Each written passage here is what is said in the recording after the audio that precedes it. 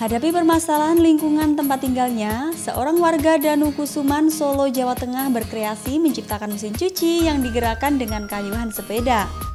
Daya listrik di rumahnya yang hanya 450 watt tak memungkinkan warga untuk memiliki mesin cuci berdaya listrik tinggi.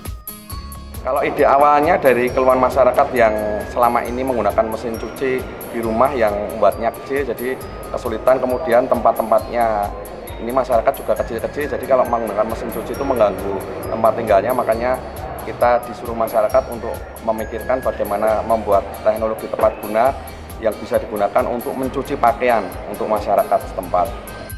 Hadapi hal ini, Aris Joko Saraswo ciptakan prototipe mesin cuci tanpa listrik. Memanfaatkan sepeda ontel lawas dan 2 buah galon bekas berkapasitas 40 liter, selama 4 bulan, Air terus menyempurnakan hasil kreasinya. Sistem kerja mesin cuci ciptaannya hampir sama dengan mesin cuci listrik pada umumnya. Namun, mesin cuci buatannya digerakkan dengan kayuhan sepeda.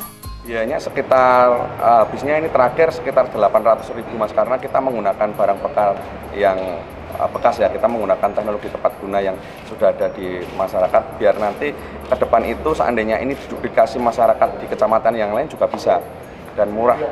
Jelas kalau dengan sepeda ini tidak ada beban listrik sehingga biayanya juga relatif murah, kemudian juga ini juga sebagai olahraga ya, jadi masyarakat selain mencuci juga bisa olahraga dengan sepeda ini.